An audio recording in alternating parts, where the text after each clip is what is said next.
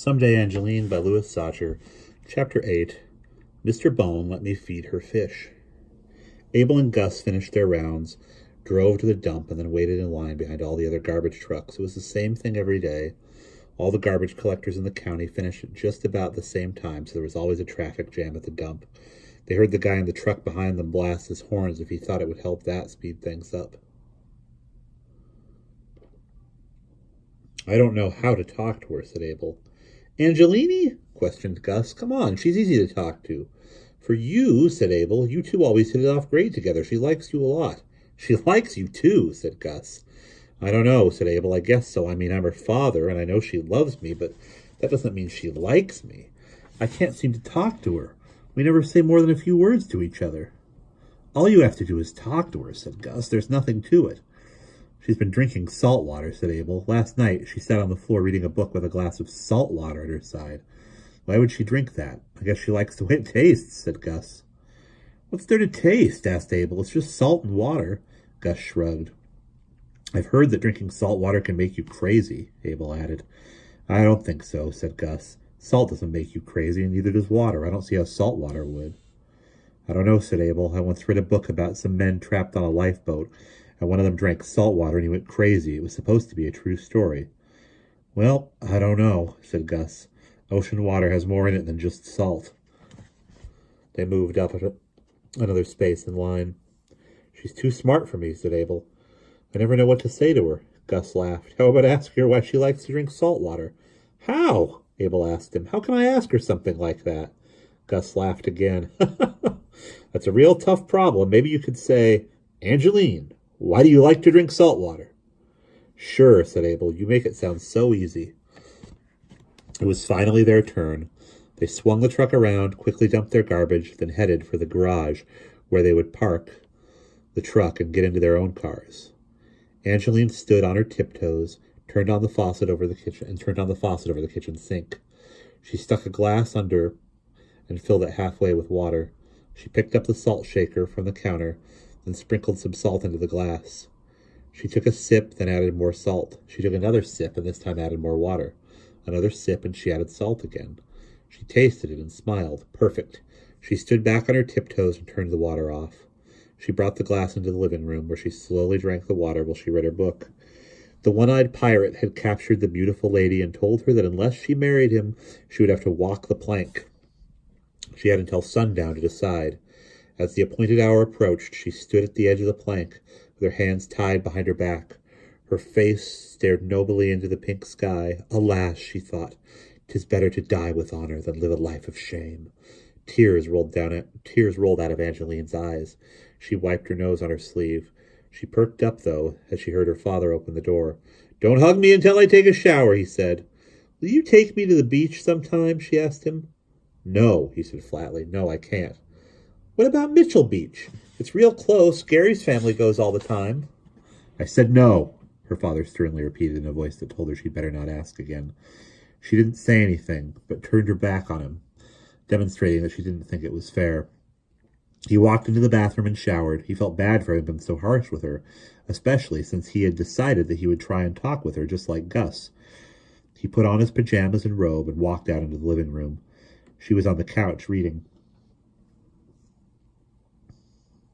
He sat down next to her. She looked up at him coldly, still mad that he wouldn't take her to the beach without even giving an explanation.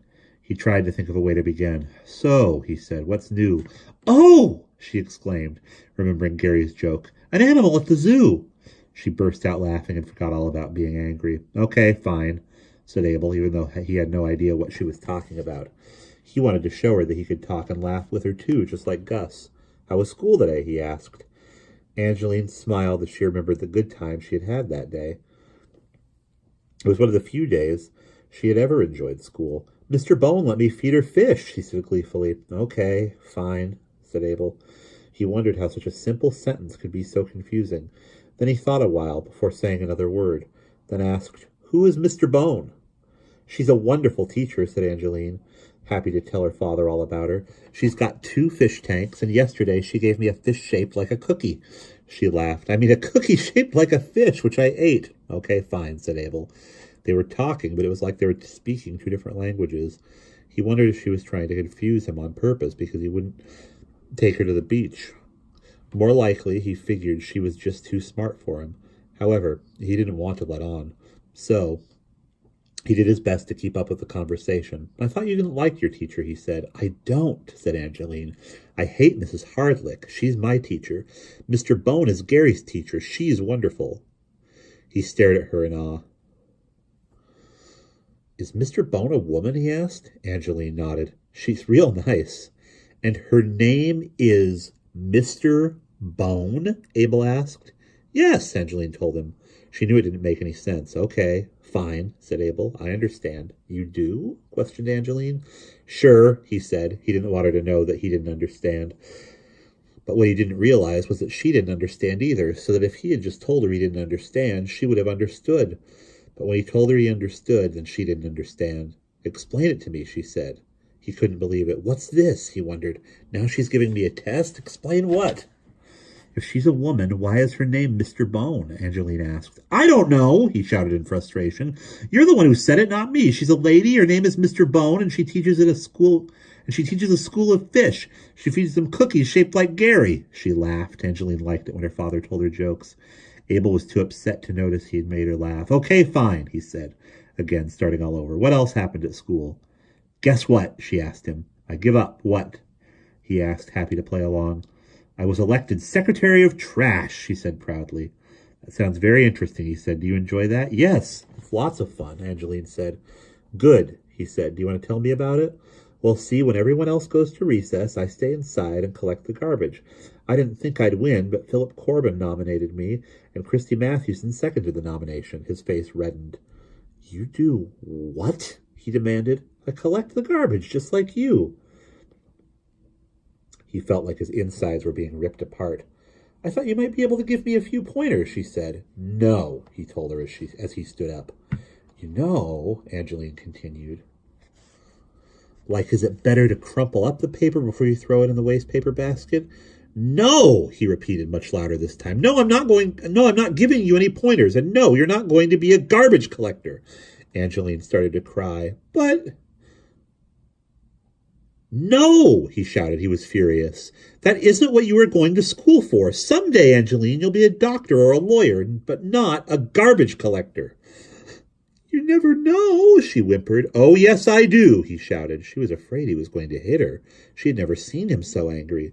Tomorrow I want you to tell your teacher, Miss Hardlick or Mr. Bone or whatever you want to call her, that you are not going to pick up anybody's garbage except your own.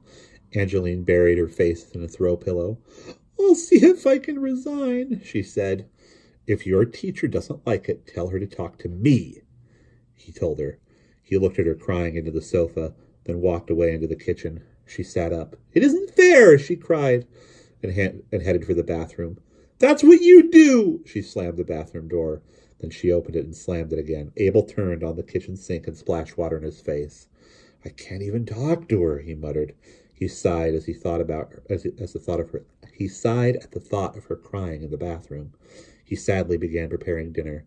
Do you want a milkshake with dinner? He called. He knew she loved milkshakes. Strawberry! She walked into the kitchen. Her eyes were red from crying. No, thank you, she said. I'll have a glass of salt water, please. Salt water, he thought. He wanted to ask her why she liked to drink salt water, but he didn't know how. And that's the end of chapter 8.